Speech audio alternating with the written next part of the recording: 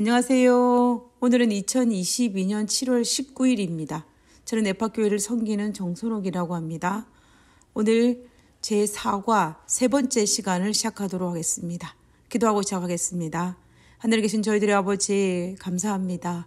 저희들 하나님의 말씀으로 하루를 시작할 수 있도록 도와주심을 인하여 감사를 드립니다.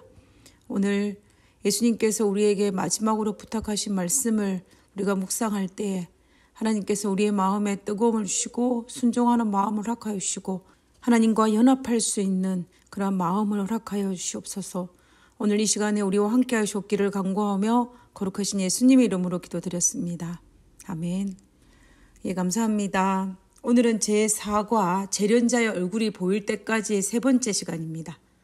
우리는 1월 소지에서 우리 인간은 죄로 말미암아 하나님의 형상을 닮은 우리들이 훼손되고 망가졌다라는 그 팩트를 살펴보았습니다.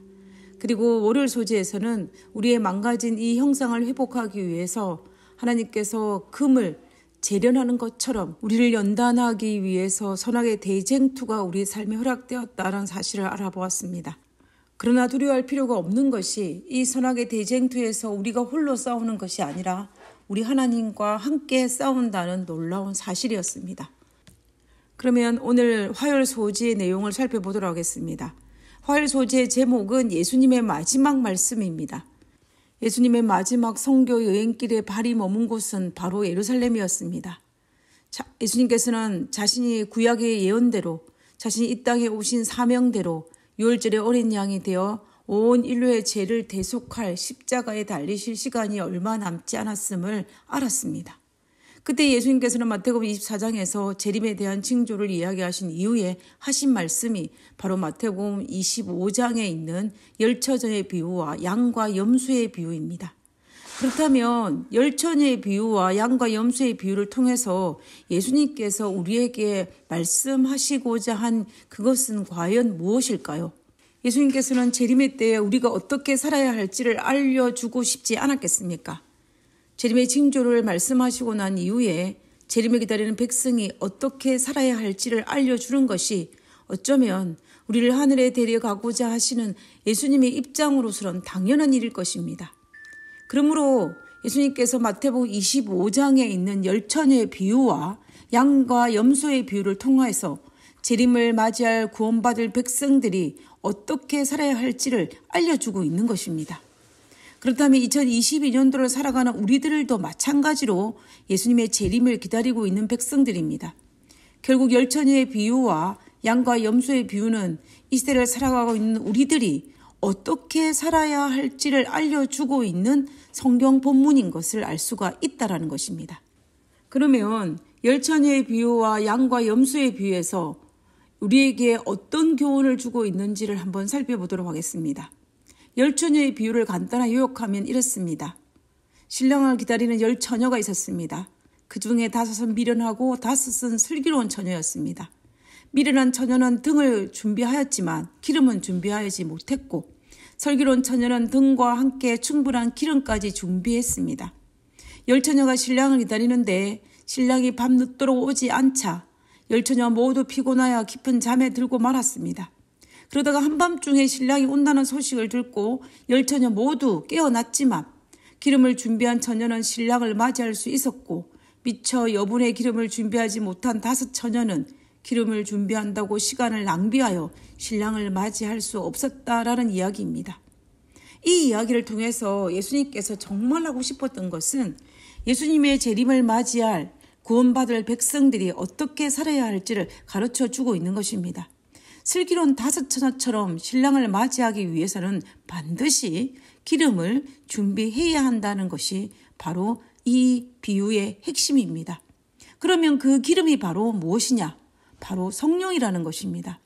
성령을 준비한 사람이, 성령을 받을 사람이 신랑을 맞이할 수 있다라는 것입니다. 그러면 과연 성령을 받는 사람의 특징을 어떻게 드러날까요? 무슨 화굴경에 빠져 있는 그런 모습이 성령 받는 모습일까요? 우린 여기에서 한 가지 반드시 짚고 넘어가야 할 부분이 있습니다.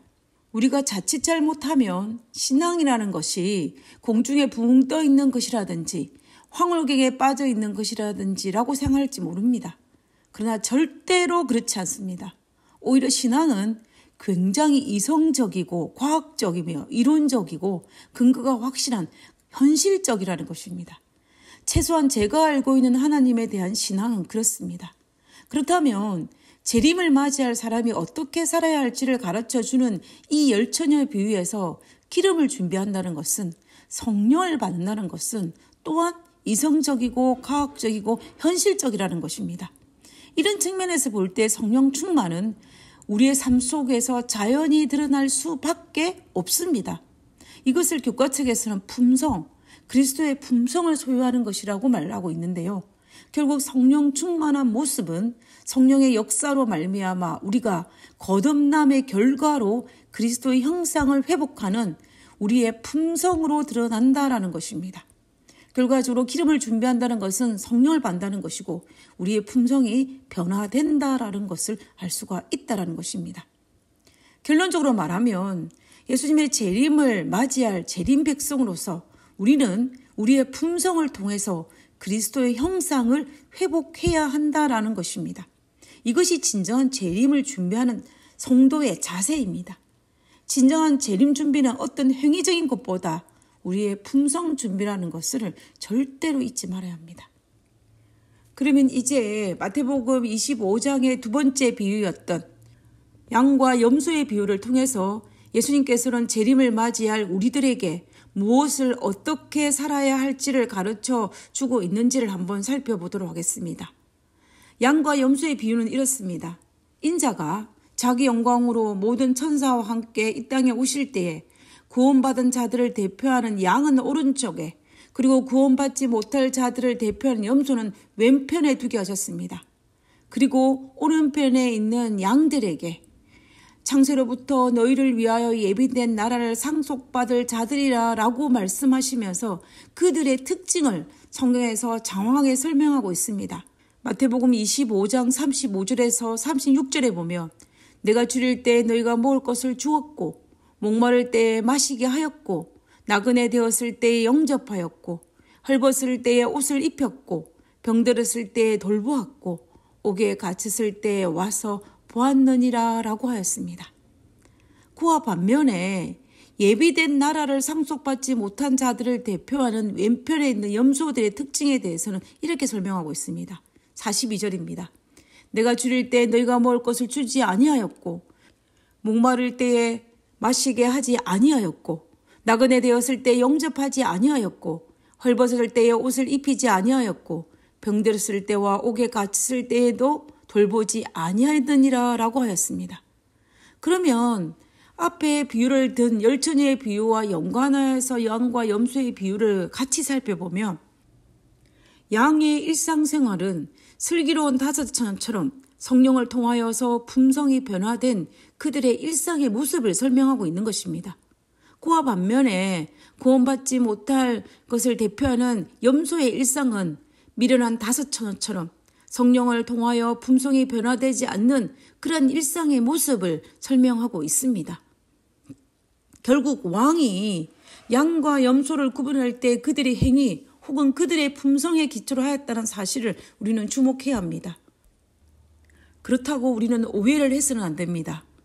구원은 우리의 행위에 기초한 것이 아닙니다. 성경은 확실하게 구원은 우리의 행위로 얻는 것이 아니라고 이야기하고 있습니다.